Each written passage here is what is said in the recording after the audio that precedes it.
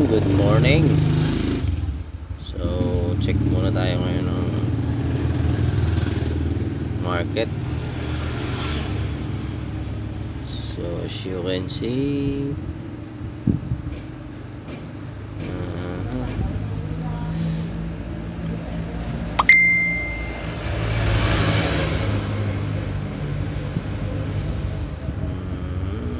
another liquidity grab. Baba tayo. Oops, ang hina ng internet natin. Ayun. So, nag-grab siya dito. Meron tayo dyang inaabangan. Okay, mahina internet natin.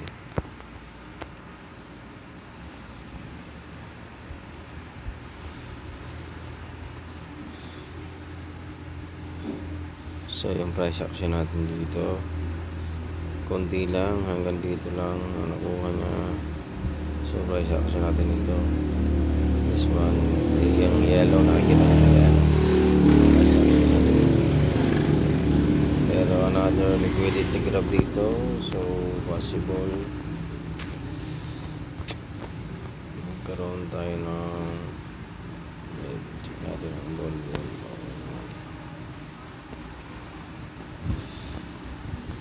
So far so good. Sign of reversal again.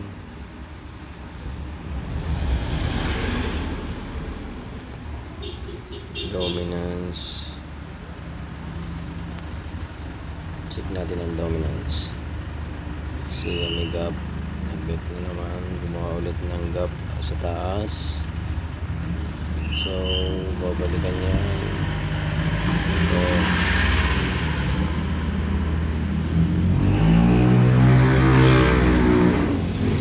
check natin ang dominance. Bitcoin, napakalakas talaga ng dominance. So pupunta siya sa ating R2 resistance 2. Ayaw pa rin ibagsak.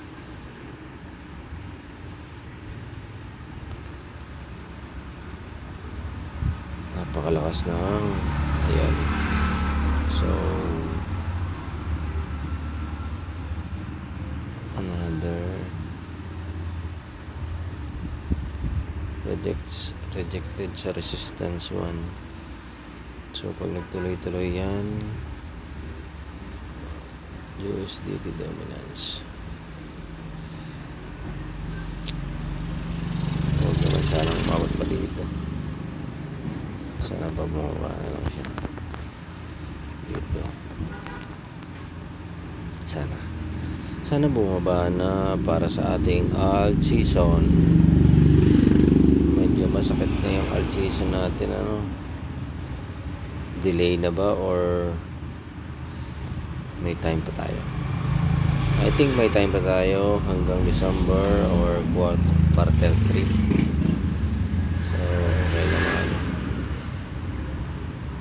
Naman yung ating dominance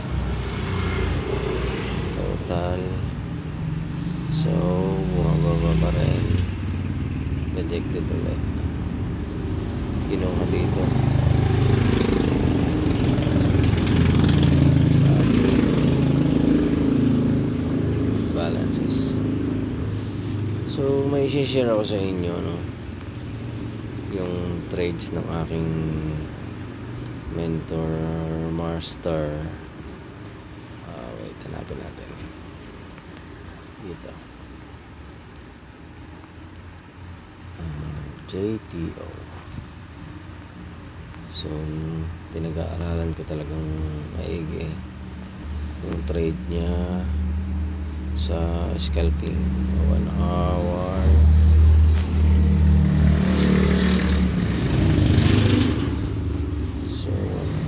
Scalping lang siya. Ayan. So may FPG dito, nakatatake yung FPG, and then baba tayo sa 5 minutes. Ayan yung trade nya, nakikita siya. Napakalupit niyang mag-price action.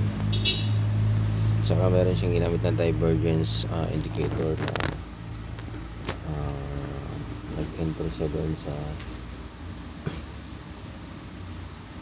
dito sa price, dito sa part na to is oversold. Ayan, doon sa inventory. So makikita nyo, napakalupit yung aking master. So yung trend line, tapos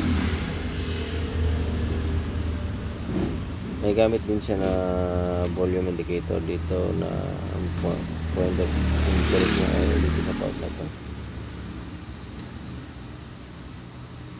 Kaya siya dyan nag-entry.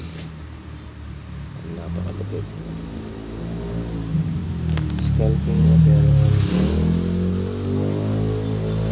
ilang hours, ilang days ba? 3 hours pala, 3 hours. Almost 3 hours din. Napakalupit. May isa pa. Pagkakuha ng upgrade sa high time frame, 1 hour. So, pagkakuha siya ng volume. So, dito nagkaroon ng momentum dito. Pagka break niya dito sa trend line, nag-abang ulit siya, mag-pull back dito sa trend line, and then pumasok siya. TP niya sa supply. Napakalupit. Meron siyang ginamit na so malayo pala.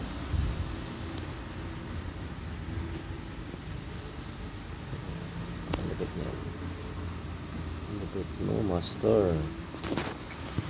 Kung gusto niyo i-follow yung master ko, si Master Buti, napakalupit nun. Meron pa isa. Ito, grass. Ayan. Simpleng, ano lang siya, simpleng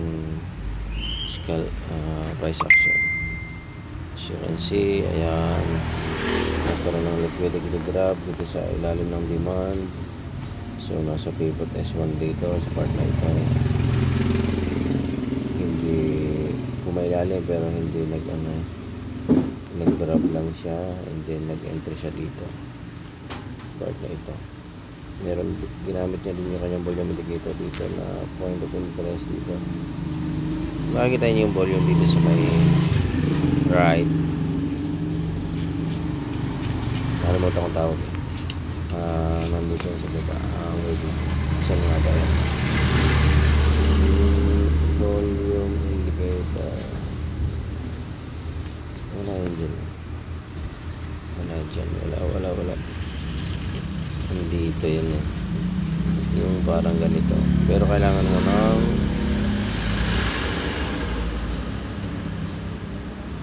ayan yung ganito. Fixed range. Volume profile yan. Nalimutan ko. Volume profile. Gumagawin siya ng volume profile. So, yung entry niya is dito. Nandito yung point of interest ng volume profile. Kaya nag-enter siya dyan.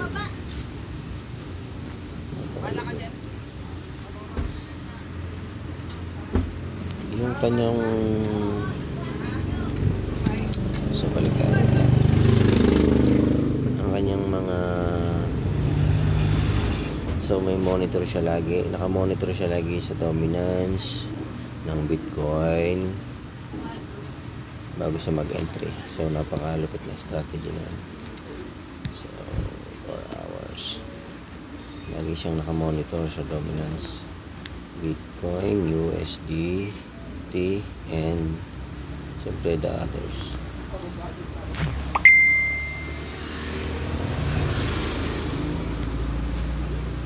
Napakalupit talaga. Idol na idol ko yan.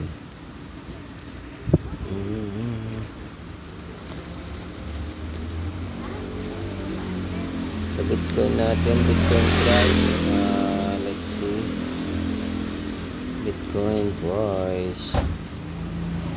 So yan yung Bitcoin price. I think magkakaroon ng konting medyo alangan kasi tayo tayo gawa ng dominance ni Bitcoin masyadong malakas. Wait natin mag-tap dito sa R2, then kung mag-reject, mas maganda mag-reject para ang ating Bitcoin price is consolidating lang. Ganyan niya, up and down lang dito. Ito na siguro maganda siya dito. Gusto ko lang umangat dito kasi rejection na naman ito, another rejection na naman. Gusto ko umangat na siya dyan. Check natin ang Ethereum.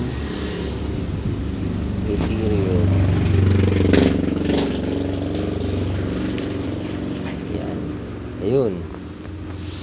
So pinuntahan na yung ating hindi ko napansin, hindi ako nakapag kahapon. Okay, ayan, napuntahan na yung ating point of interest. So hopefully mangata siya.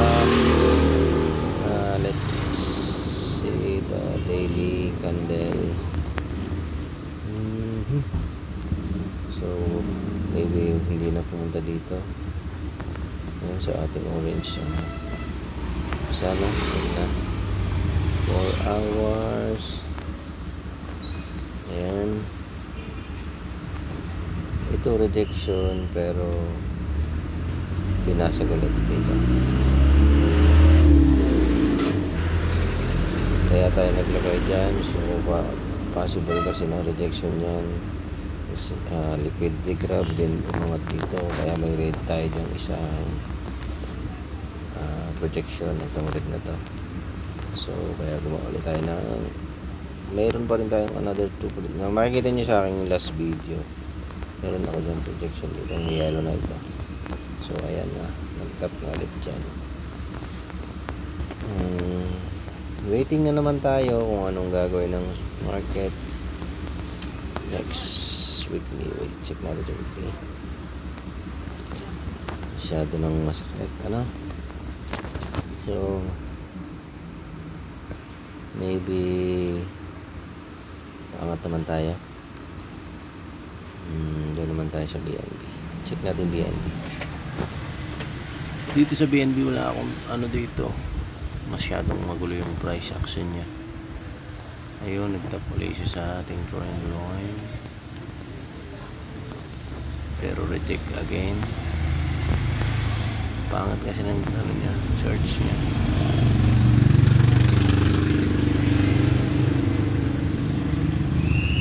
Pero sa high time frame, uptrending pa rin siya. 4 hours higher highs.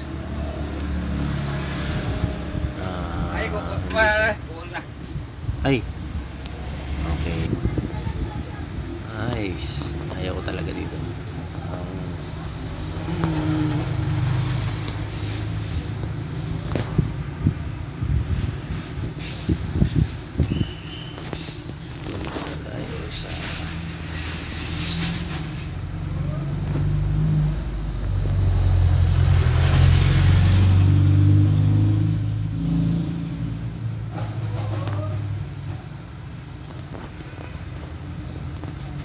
Sa tingin nyo,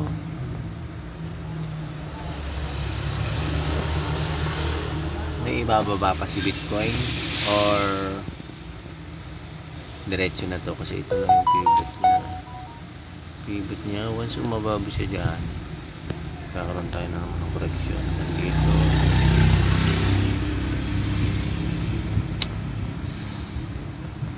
Sana umangat na lang siya, no? For me, mas gusto ko siyang umangat, no? So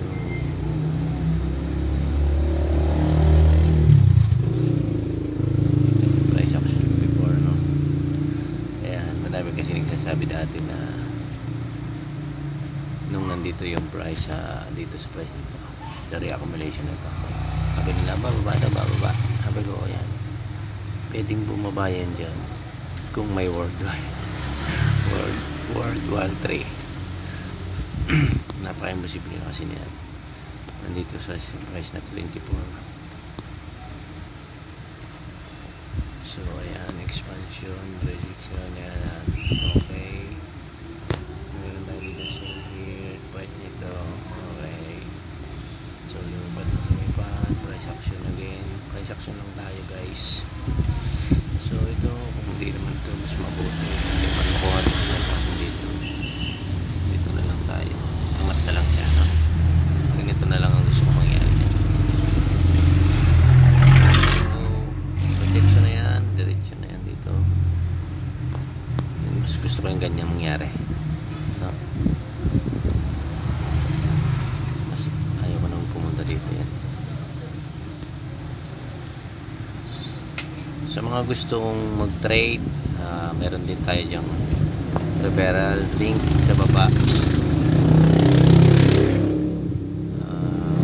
Susunod magpo-post na din ako ng mga trading ko, mga live trading ko, ano. Hindi naman tayo magaling kagaya ng iba, pero mag-share tayo ng knowledge kahit hindi tayo magaling. Nag-aaral naman tayo eh. Yung aking master, pwede nyo ipaalam. Napakalapit niyan. Lagi kong binabantayan mga trading niyan.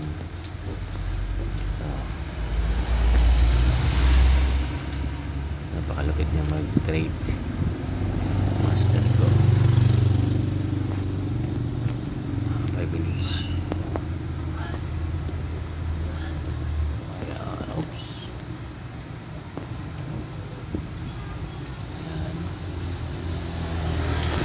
Isa pa ito, isa pa ito. Yan.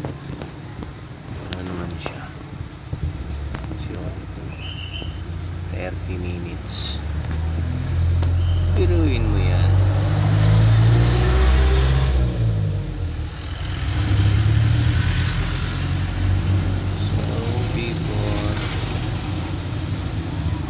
So, nung nag-trade siya, nasa below pivot yung price. Kasi dito siya nag-entry. Umaga siya nag-entry. So dahil sa higher time frame, sa higher time frame, as you can see, makikita nyo may mga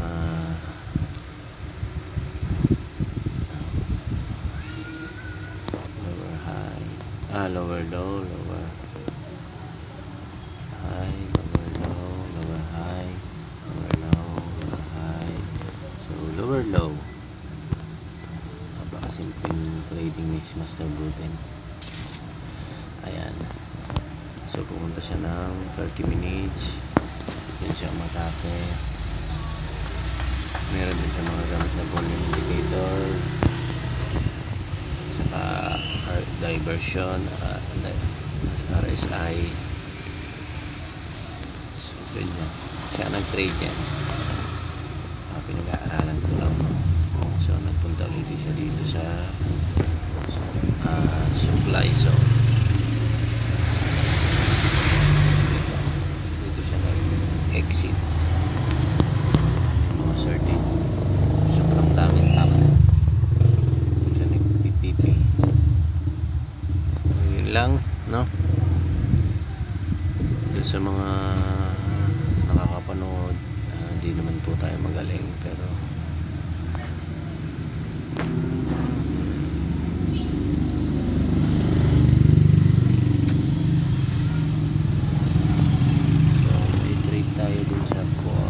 dito tayo nag-entry pero hindi siya nakuha. Yung TP natin ay dito sa taas. Dito ang entry ko, masyadong malalim, nag-bounce dito, umangat na. So mag-aabang ako ulit dito sa part na to, or once ma-break to, dito ako mag-aabang. Pero kung hindi siya ma-break at bumaba, baka bumaba pa ako dito, something dito or dito or dito, bumaba. Yun lang. yun lang po. So dito tayo, more on ano kasi tayo, more on crypto. So ayan, napakaganda na naman ito. Currency, price action, nag-trade ka dito sa part na yan.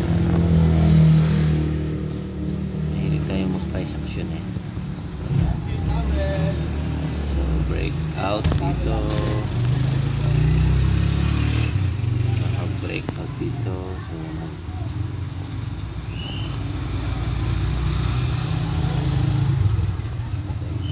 30 minutes.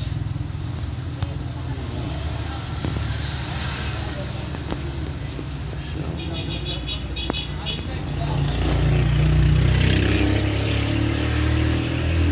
15 minutes. So pangit ang volume niya.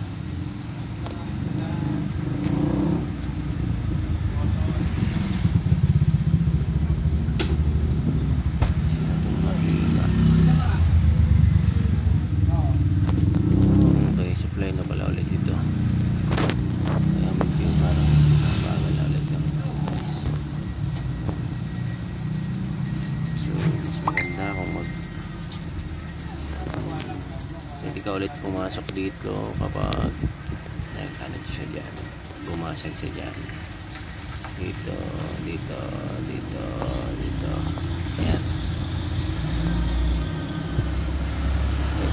trade yan. Arawan ng kahit profit dito bago dumating ng arawan, big profit tayo na. So yun lang,